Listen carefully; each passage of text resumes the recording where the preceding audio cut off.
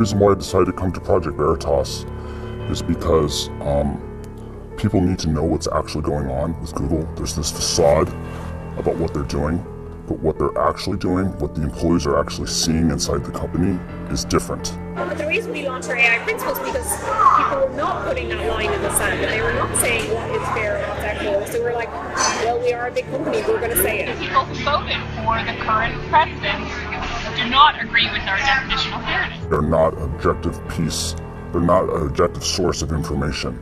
But then there are teams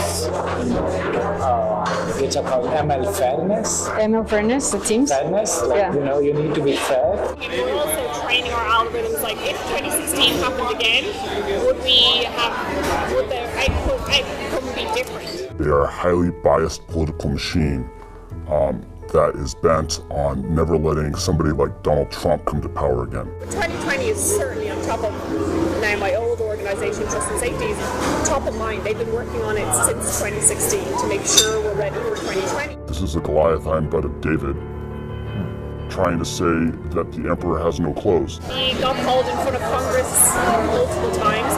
They can pressure us, but we're not changing. Being a small little ant, I can be crushed, and I'm aware of that. But this is something that is bigger than me. This is something that needs to be said to the American public.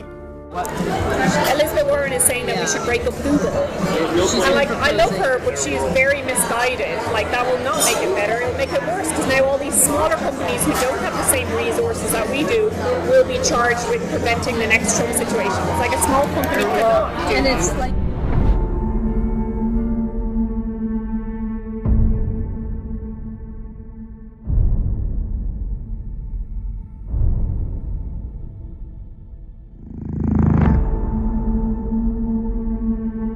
Earlier this year, a Facebook insider exposed deboosting of conservatives on Facebook.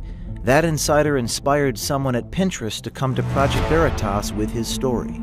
Last week, we released a report from the Pinterest insider Eric Cochran detailing censorship of pro-life and Christian content. The tech companies can't fight us all. Today, we bring you a Google insider, a brave man who came forward and brought us a story that will scare you. I think sunlight is the best disinfectant, and people need to start asking questions. A couple weeks before the Google insider came forward, Project Veritas secretly recorded with Jen Janai, a Google executive. Janai talks about making sure when people search for things through machine learning algorithms, Google's political agenda is always present. We all got screwed over in 2016. Again, it wasn't just us, it was like people got screwed over, the news media got screwed over, everybody got screwed over. So now we're rapidly being like, what happened there? How do we prevent it from happening again? Right after Donald Trump won the election in 2016, the company did a complete 180 in what they thought was important. Before, they thought self-expression and giving everyone a voice was important. But now they're like, hey, there's a lot of hate, and because there's a lot of hate, misogyny, and racism, that's the reason why Donald Trump got elected. And so we need to fix that, and we need to start policing our users, because we don't like to have an outcome like that. We don't want to have an outcome like that to happen again. Yeah, let's talk a little about that. Tell me more about what you observed at these meetings right after Trump was elected. Who said it? What was said exactly? So the things that changed was that the TJFs, they started talking about the need to combat hate and racism online, and also at YouTube they had the same talks by the CEO Susan, and they talked about combating that and getting rid of unfairness. And so slowly they started introducing the concept of machine learning fairness. Jen Janai is the head of responsible innovation at Google Global Affairs. She determines policy and ethics for machine learning, or artificial intelligence. What we've learned is that AI is increasingly what Google Search is all about. But the reason we launched our AI principles is because people were not putting that line in the sand, and they were not saying what is fair and what's equitable. So we're like, well, we are a big company, we're going to say it. Where my definition of fairness and bias specifically talks about historically marginalised communities, and that's who I care about. Communities who are communities who are in power and have traditionally been in power are not who I'm solving fairness for. Our definition of fairness is one of those things that we thought would be like obvious and everybody would agree to, and it wasn't. Like there are the same people who voted for the current president do not agree with our definition of fairness. Fairness is a dog whistle. It does not mean what you think that it means, and you have to apply doublethink in order to understand what they're really saying. And what they're really saying about fairness is that they have to manipulate their search results so that it gives them their political agenda that they want. And so they have to rebias their algorithms so that they can get their agenda across. You know, to unpack everything that she's saying that she wants the algorithm to be fair to a hand-picked representative of that community means that what she's trying to do is she's trying to sell you a product that is not objectionable. What she's trying to do is she's trying to sell a product that's not objective, that doesn't represent the will of its users, but instead represents the will of a group of people making decisions behind the shadows. So what did you find inside Google that was related to this idea of fairness? What I found at Google related to fairness was a machine learning algorithm called ML Fairness, ML standing for machine learning. And fairness meaning whatever it is that they want to define as fair. You could actually think of fairness as unfair because it's taking as input the clicks that people are making and then figuring out which signals are being generated from those clicks and which signals it wants to amplify and then also dampen.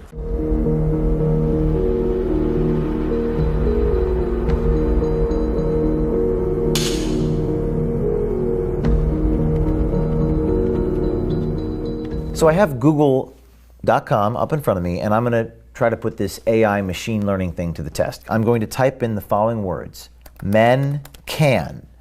And I see men can have babies, men can get pregnant, men can have periods, men can cook. Do most people search for that stuff, or what is the company doing internally? No, people aren't searching for this. This is literally coming from source of truth databases that they've selected represent the truth and that they are pulling this information from.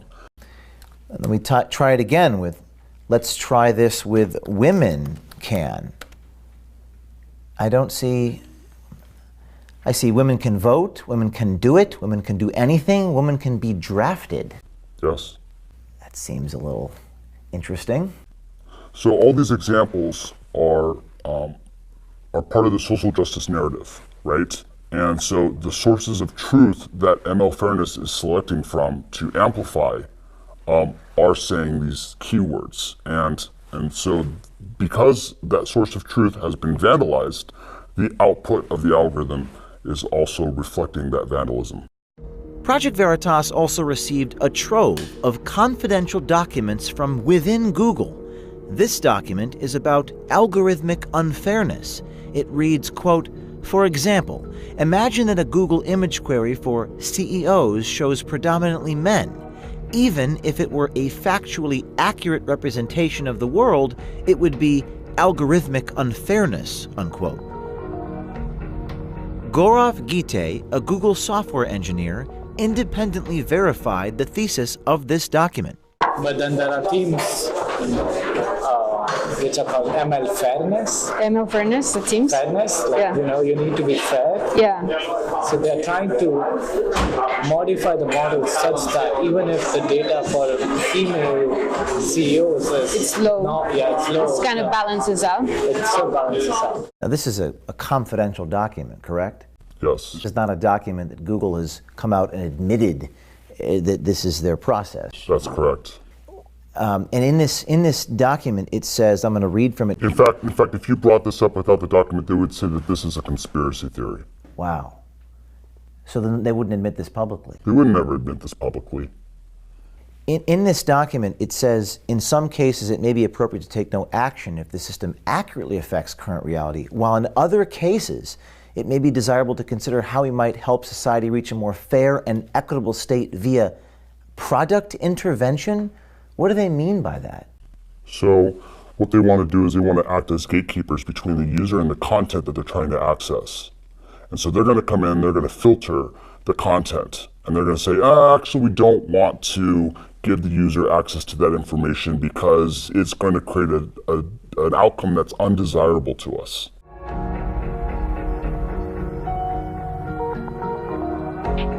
So this was an internal-only Google document which says the goal is to establish, quote, a single point of truth for definition of news across Google products, unquote.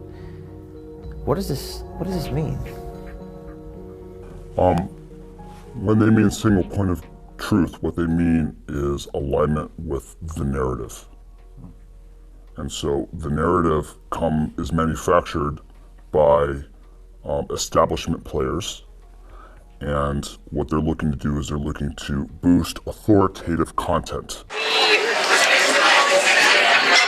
Accusations on around the fairness is that we're unfair to conservatives because we are choosing what we define as credible news sources, and those news sources don't necessarily overlap with conservative sources, and so we're getting accusations of fair from one side. Does Google have an editorial agenda? Does the company make news decisions? Is that what I'm seeing in this document? Yes. This is describing what's happening with Google News. Would Google have a problem if people saw this document? Yeah, I think so. Why wouldn't Google want people to see this document? The reason why is because right here in some of these boxes, they're applying editorial, their editorial agenda onto the news sources.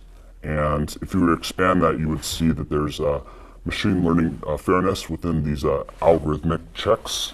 And they state right here that it's for crawlability and extractability, but in reality, does it fall in line with their agenda? And if it does, it pops to the top, and if it doesn't, then it gets buried. Other internal documents expose Google's hopes for ML fairness. Training data are collected and classified. Algorithms are programmed. Media are filtered, ranked, aggregated, and generated. People, like us, are programmed. Sounds like social engineering, not search querying.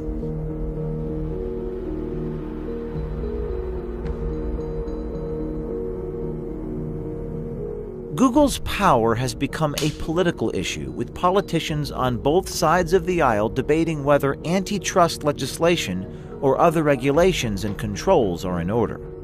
We got called in front of Congress multiple times, and we've not shown up because we were like, we just know they're going to just attack us. Like, we're not going to change our response, we're not going to change our mind. There's no point in just sitting there being attacked for something that we know we're not going to change. Like, they can pressure us, but we're not changing. But we also have to be aware of what they're doing and what they're accusing us of. Like I said, like, they could just, like Elizabeth Warren, even I love her, but she's also saying, like, you just have to break up Google and that will solve everything. You have to what? Elizabeth Warren is saying that we should break up Google. And, like, I love her, but she's very misguided. Like, that will not make it better, it'll make it worse, because now all these smaller companies who don't have the same resources that we do will be charged with preventing the next Trump situation. It's like a small company cannot do. And it's like the White House won't play a role in making things more fair, so people are holding us accountable to fill in the gap of what should be done. Right now, there's a lot of chatter in Washington, D.C., antitrust discussions and legislation being mentioned about breaking up Google. How do your bosses or the people that you work with inside of Google feel about that? For the most part, they're ignoring it. To them, it's not even happening. They don't see it as a real threat because it's something that's already happened before and passed. She just said what Google's really thinking, and they won't say in public. But she just said, you know, what a lot of us see and know to be true. And you guys just got her, and she just said the truth. They're not an objective piece. They're not an objective source of information. They are a highly biased political machine that is bent